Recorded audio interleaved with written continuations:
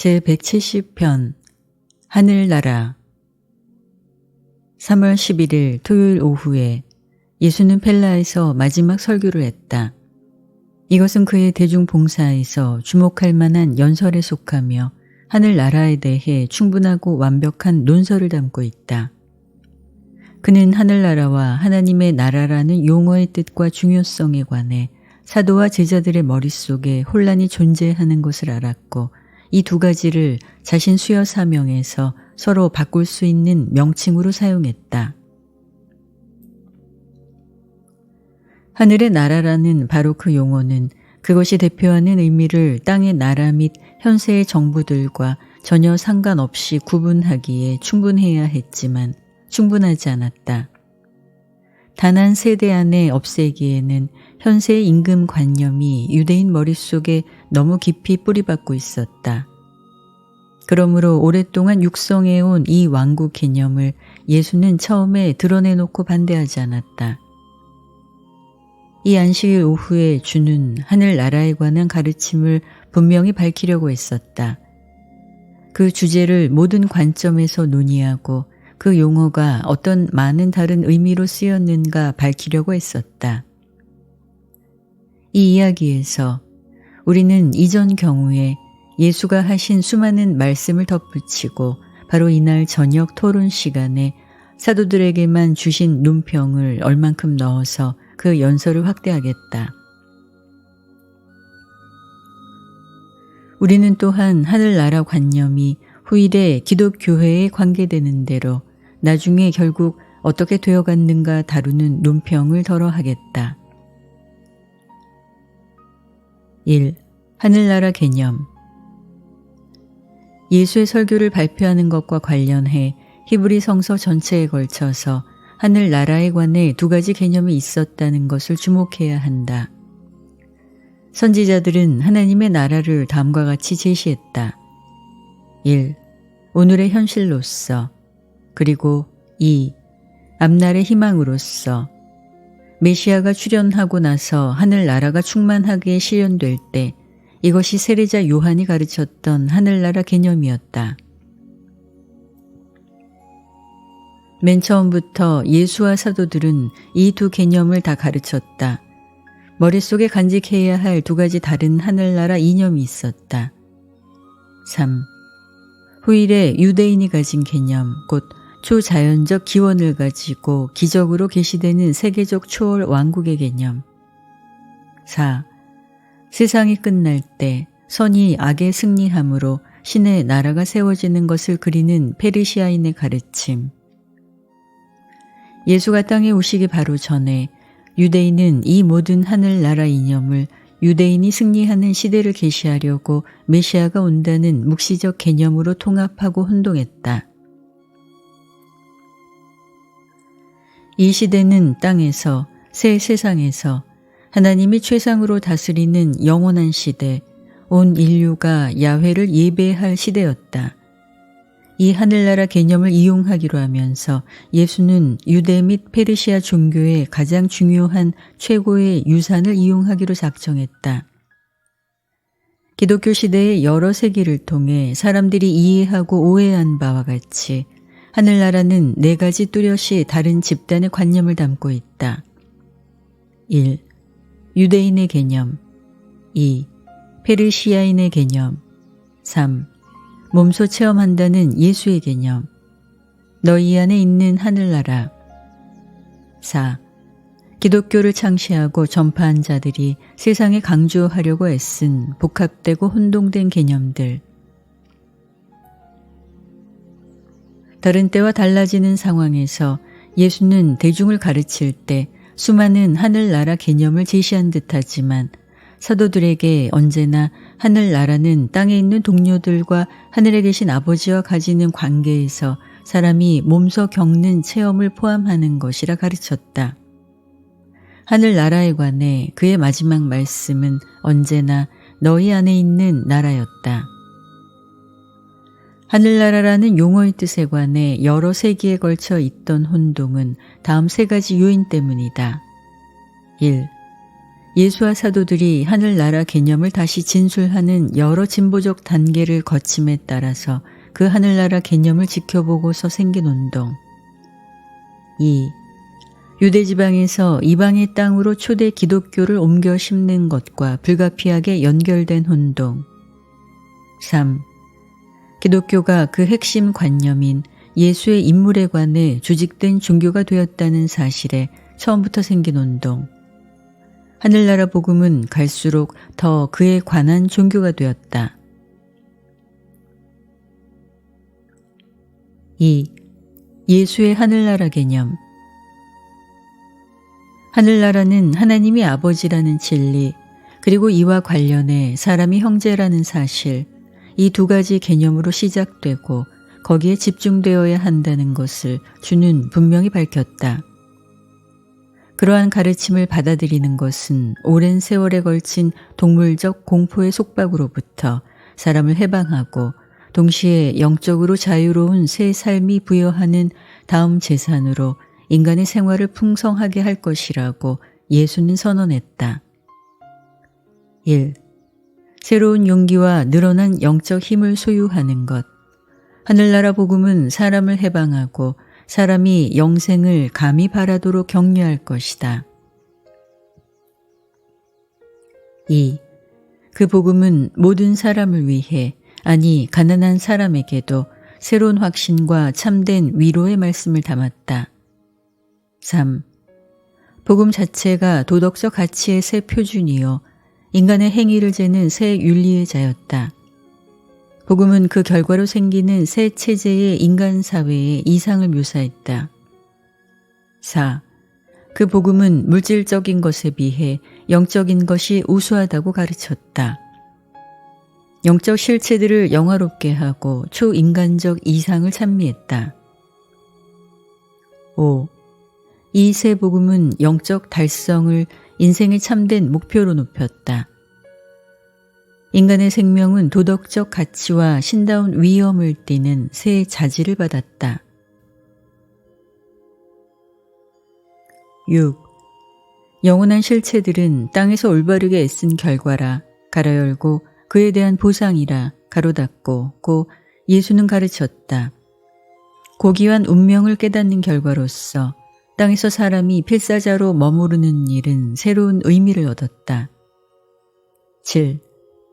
인간의 구원은 원대한 신의 목적의 계시임을 새 복음이 확인했으며 신의 목적은 하나님의 구원받는 아들들이 끝없이 봉사하는 미래 운명에 성취되고 실현될 것이다. 이 여러 가르침은 예수가 가르쳤던 확대된 하늘나라 이념을 담는다. 이 위대한 개념은 세례자 요한의 가르침, 초보이며 뒤덤벅이 된 하늘나라 가르침에 거의 담겨 있지 않다. 사도들은 하늘나라에 관해 주가 발표하신 말씀의 참뜻이 무엇인가 깨우칠 수 없었다. 신약에 기록된 바와 같이 예수의 가르침이 후일에 왜곡된 것은 복음서 기록자들의 개념이 예수가 그때 세상에서 잠시만 자리를 비우고 권능과 영광을 입고 하늘나라를 세우려고 곧 돌아올 것이라는 관념에 그가 육체를 입고 함께 있는 동안 그들이 지녔던 것과 같은 바로 그런 생각에 영향을 받았기 때문이다. 새 시대의 도래를 가리키는 아무 징조도 없이 여러 세기가 지났다는 것은 예수의 가르침과 조금도 어긋나지 않는다. 이 설교에 담겨 있는 대단한 노력은 하늘나라 개념을 하나님의 뜻을 행하는 이상적 관념으로 해석하려는 시도였다. 오랫동안 주는 추종자들에게 이렇게 기도하기를 가르쳤다. 아버지의 나라가 오소서, 아버지의 뜻이 이루어지이다.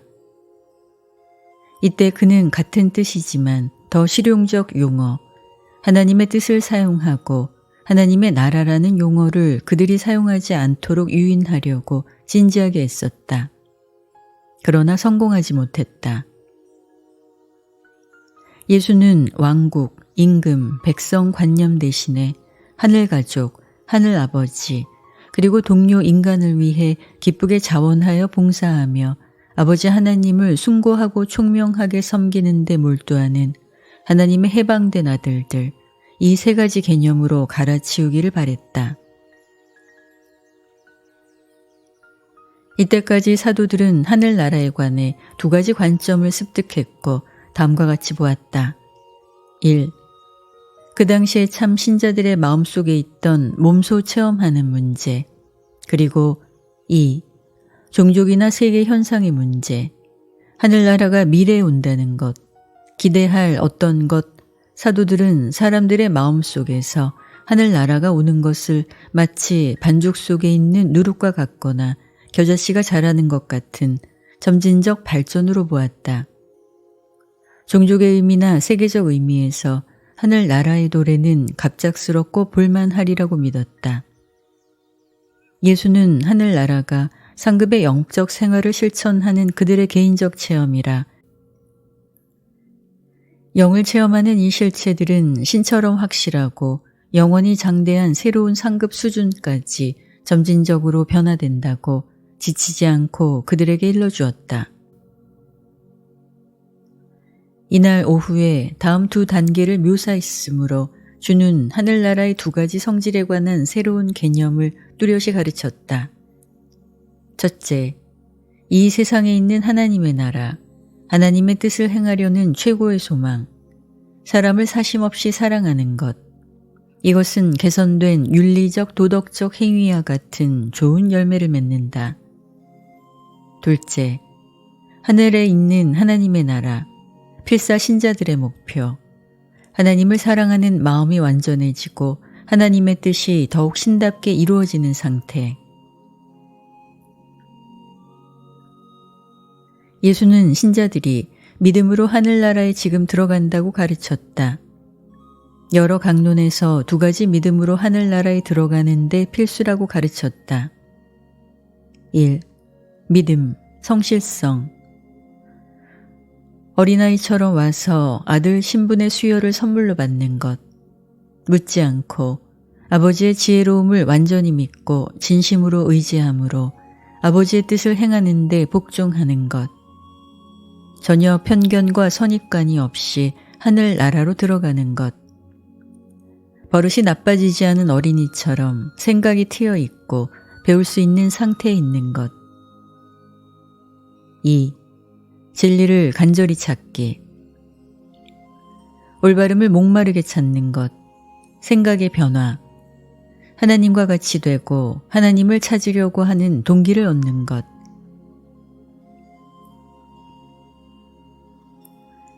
죄는 결함이 있는 성품의 산물이 아니라 오히려 복종하지 않는 의지에 지배된 고의적 지능의 소산이라고 예수는 가르쳤다.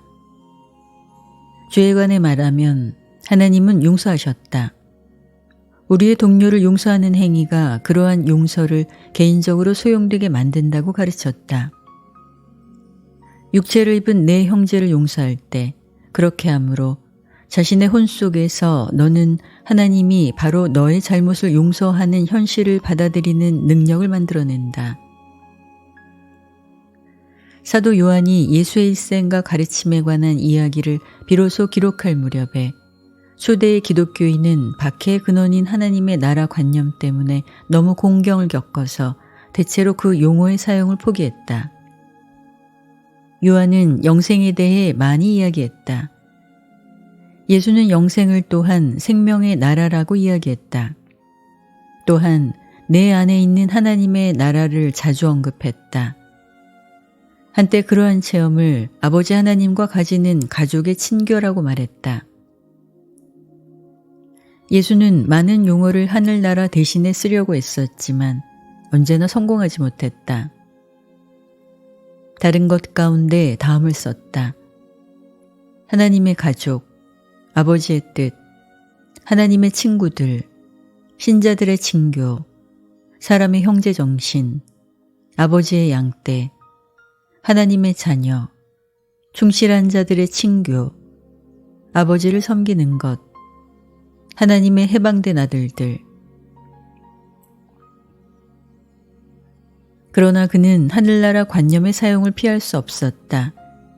50년도 더 지난 뒤에 로마 군대가 예루살렘을 파괴한 뒤까지 이 하늘나라 개념은 영생 종파로 바뀌기 시작하지 않았고 한편 재빨리 커지고 틀이 잡혀가는 기독교회가 하늘나라의 사회적 제도적 모습을 이어받았다.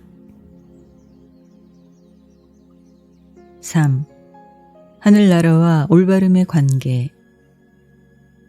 어떤 서기관과 바리새인들이 세상이 보는 앞에서 아주 허세 부리며 과시한 종처럼 따라 행하는 올바름을 뛰어넘을 그러한 올바름을 사도와 제자들이 신앙으로 얻어야 한다고 예수는 언제나 애써서 강조했다.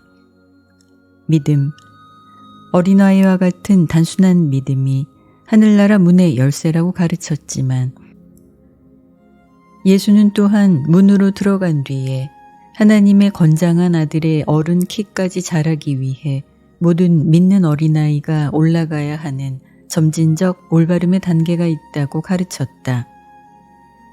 하나님의 용서를 받아들이는 기법을 고려할 때 사람이 하늘나라의 올바름에 도달했는가가 드러난다. 믿음은 하나님의 가족에 들어가는데 너희가 치르는 값이다. 그러나 용서는 너희의 믿음을 입장료로 받는 하나님의 행위이다. 하늘나라를 믿는 사람이 하나님의 용서를 받아들이는 것은 분명한 실제 체험을 수반하며 다음 4단계로 마음속의 올바름을 얻는 하늘나라 단계로 이루어진다. 1. 하나님의 용서는 사람이 동료를 용서하는 바로 그 한도까지 실제로 이용할 수 있고 몸소 체험한다. 2. 사람은 동료를 자신처럼 사랑하지 않으면 참으로 동료를 용서하지 않을 것이다. 3. 이처럼 이웃을 내 몸처럼 사랑하는 것은 가장 높은 윤리이다. 4. 그렇다면 도덕적 행위, 참된 올바름은 그러한 사랑의 자연스러운 결과이다. 그러니까 하늘나라의 참된 종교, 마음속의 종교는 어김없이 더욱 사회에 봉사하는 실용적 경로에서 명시되는 경향이 있음이 분명하다.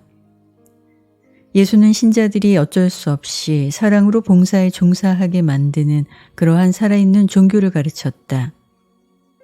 그러나 예수는 종교를 대신하는 자리에 윤리를 두지 않았다. 종교는 원인이요 윤리는 결과라고 가르쳤다. 어떤 행위가 올바른가는 동기에 따라서 제야한다. 따라서 가장 높은 형태에서는 의식되지 않는다. 예수는 도덕률이나 윤리 그 자체에 결코 관여하지 않았다. 예수는 아버지 하나님과 가지는 마음속의 영적 친교에만 온통 관심을 가졌고 그런 친교는 사람을 위해 겉에서 사랑으로 베푸는 봉사로서 아주 확실히 직접 나타난다. 하늘나라의 종교는 아무도 몸 안에 가둘 수 없는 몸소 겪는 진정한 체험이다.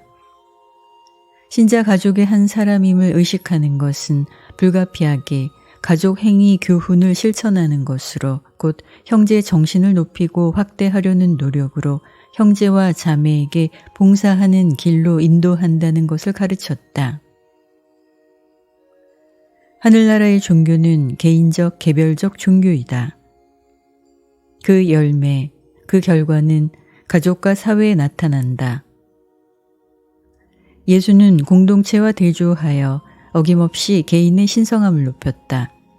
그러나 사람은 사심없는 봉사로 인품을 기른다는 것, 사람은 동료를 사랑하는 관계에서 도덕적 성품을 펼친다는 것을 그는 또한 인식했다.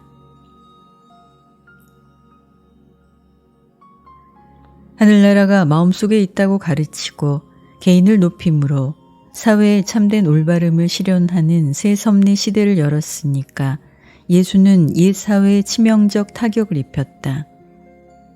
세상이 이 새 체제의 사회를 거의 알지 못한 것은 세상이 하늘나라 복음의 원칙을 실행하려 하지 않았기 때문이다. 영적으로 우수한 이 하늘나라가 땅에 다가올 때 단지 개량된 사회적 물질적 조건으로 나타나는 것이 아니라 오히려 향상되고 강화된 영적 가치의 영화로움에서 나타날 것이요. 그러한 가치는 다가오는 시대의 특징, 개선된 인간 관계와 진보하는 영적 성취의 특징을 나타낸다. 4. 하늘나라에 대한 예수의 가르침. 예수는 하늘나라를 결코 엄밀하게 정의하지 않았다.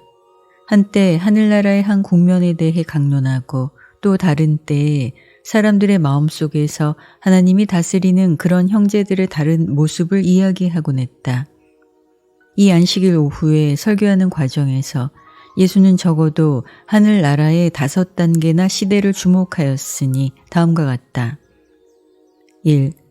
개별 신자가 아버지 하나님과 친교하는 영적 생활을 개인적으로 마음속에서 겪는 체험. 2. 복음을 믿는 사람들의 확대되는 형제단체, 곧 개별 신자의 마음속에서 하나님의 영이 다스리는 결과로 도덕률이 향상되고 윤리가 자극되는 사회적 모습. 3. 땅과 하늘에 널리 퍼져 있는 눈에 보이지 않는 영적 존재들의 초월 필사 형제단체, 인간을 초월하는 자들의 하나님의 나라. 4. 하나님의 뜻이 더욱 완벽하게 이루어진다는 기대, 개선된 영적 생활과 관련해 새 사회 체제, 사람의 다음 시대의 여명을 향한 전진. 5. 완전해진 하늘나라, 땅에서 미래의 영적 시대, 빛과 생명의 시대. 그러므로 주가 하늘나라라는 용어를 쓸 때 이 5단계 가운데 어느 것을 언급하는가 확인하기 위해서 우리는 반드시 주의 가르침을 검토해야 한다. 사람의 뜻을 차츰차츰 바꾸는 이 과정으로 이렇게 인간의 결정에 영향을 미치므로 미가엘과 그 동료들은 마찬가지로 사회적 및 기타 형태의 과정, 인간의 진화 과정 전체를 차츰차츰 하지만 확실히 바꾸고 있다. 주는 이 기회에 하늘나라 복음의 가장 중요한 모습을 대표하는 다음 5 항목을 강조했다. 1. 개인이 첫째로 중요하다. 2. 사람의 체험에서 결정 요소인 의지. 3. 아버지 하나님과 영적 친교를 가지는 것. 4. 사람에게 사랑으로 봉사함으로 얻는 최고의 만족. 5. 사람의 인격에서 영적인 것이 물질인 것을 초월한다. 이 세상은 예수가 가르친 하늘나라 교리의 힘찬 관념과 신다운 이상을 한 번도 심각하게, 진지하게 또는 정직하게 시험해 본 적이 없다. 그러나 너희는 유란시아에서 하늘나라 관념이 겉보기에 느리게 진보한다고 낙심해서는 안 된다. 앞으로 나아가는 진화의 순서는 물질과 영, 이 2 세계에서 가짭스럽고 예상하지 못하게 주기적 변화를 거친다는 것을 기억하여라. 육신화된 아들로서 예수가 수여된 것은 세상의 영적 생활에서 바로 그러한 이상하고 기대하지 않았던 사건이었다. 하늘나라가 오는가 시대적 징표를 찾느라고 자신의 옷 속에서 하늘나라를 세우지 못하는 치명적 잘못을 저지르지도 말라. 예수가 하늘나라의 한 단계를 미래로 넘겼고 수많은 경우에 그러한 사건이 세계적 위기의 일부로서 나타날 수도 있다고 넌지시 비추기는 했어도, 그리고 마찬가지로 그가 아주 확실히 몇 번이나 유란시아로 언젠가 돌아올 것을 분명히 약속했더라도 결코 이 2 개념을 확실히 한데 연결시키지 않았다는 것을 적어야 한다. 그는 땅에서 어느 미래에 하늘나라를 새로이 계시할 것을 약속했다. 또한 언젠가 이 세상으로 친히 돌아오리라고 약속했다. 그러나 이 2 사건이 같은 의미를 가졌다고 말하지 않았다. 우리가 아는 모든 지식을 종합해 보건대 이 2 약속은 같은 사건을 언급할지도 그렇지 않을지도 모른다. 사도와 제자들은 이 2 가르침을 함께 연결지은 것이 아주 확실하다. 하늘나라가 그들이 기대했던 대로 구체화되지 않았을 때 앞날의 나라에 관한 주의 가르침을 상기하고 그가 다시 오리라는 약속을 기억하면서 그들은 이 두 약속이 동일 사건을 언급한다고 서둘러 단정했다. 따라서 그들은 완벽하게 권능과 영광으로 하늘 나라를 세우려고 예수가 즉시 다시 오기를 희망하면서 살았다. 그래서 뒤이은 신자 세대들은 영감을 주지만 헛된 바로 그 희망을 품고서 땅에서 계속 살았다. 5. 후일의 하늘나라 관념.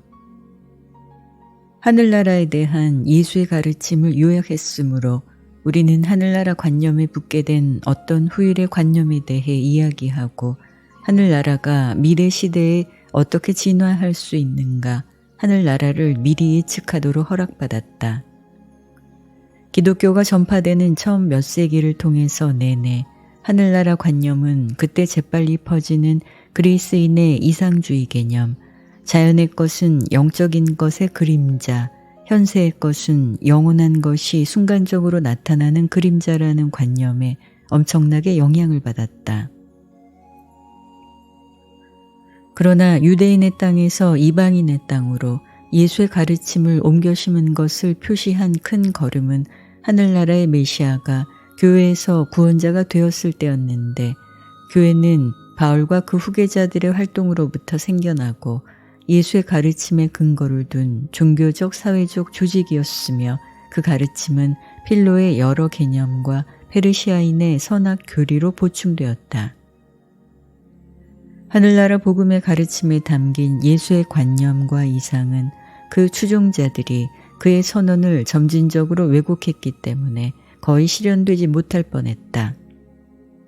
주의 하늘나라 개념은 두 가지 큰 경향으로 인해 눈에 띄게 수정되었다. 1. 유대인 신자들은 계속 예수를 메시아로 여겼다. 세계적이고 대체로 물질적인 나라를 세우려고 예수가 오래지 않아 실제로 돌아오리라고 믿었다. 2.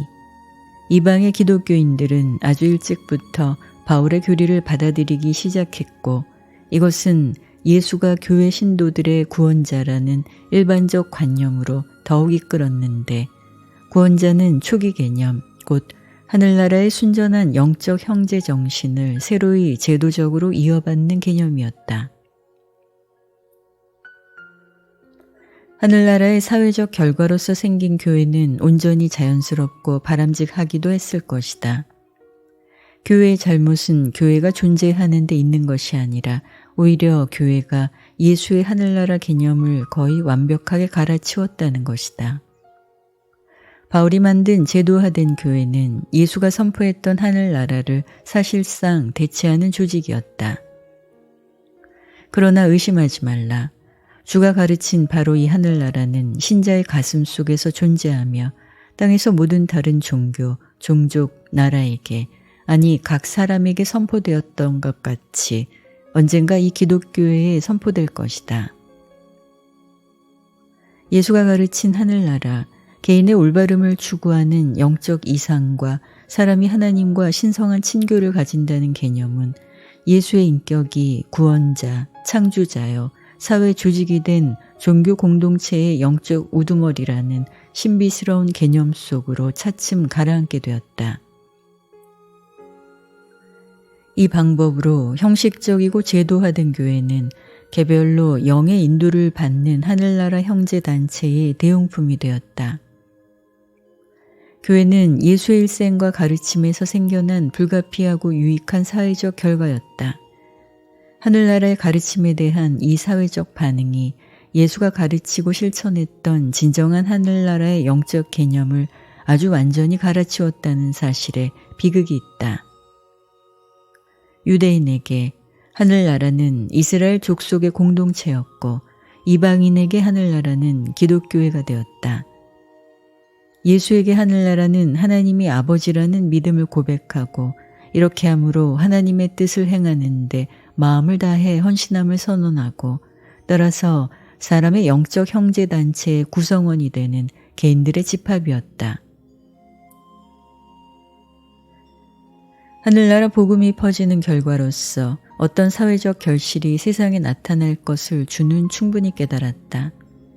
그러나 모든 그러한 바람직한 사회적 겉모습이 개별 신자가 마음속에서 겪는 이 개인적 체험, 모든 그러한 신자에게 깃들고 그들을 움직이는 신다운 영과 이렇게 순전히 영적으로 친교하고 교통함으로 의식하지 않고 불가피하게 생기는 결과로서 또는 자연스러운 열매로서 나타나는 것이 그의 의도였다.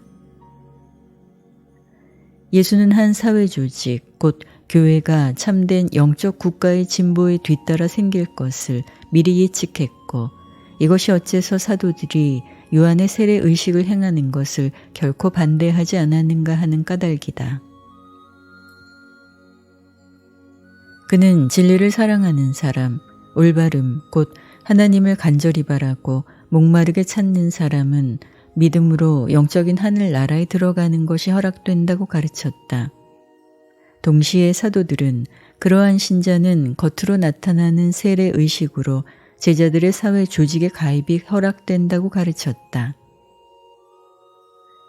영이 개별 신자를 지배하고 안내하므로 사람들의 마음속에서 하늘나라를 세우는 예수의 이상을 실현하는데 부분적으로 실패했다는 것을 예수의 직계 추종자들이 깨달았을 때 그들은 주의 하늘나라 이상 대신에 눈에 보이는 사회 조직, 기독교회를 차츰 세움으로 예수의 가르침이 완전히 잊혀지지 않도록 구조하기 시작했다.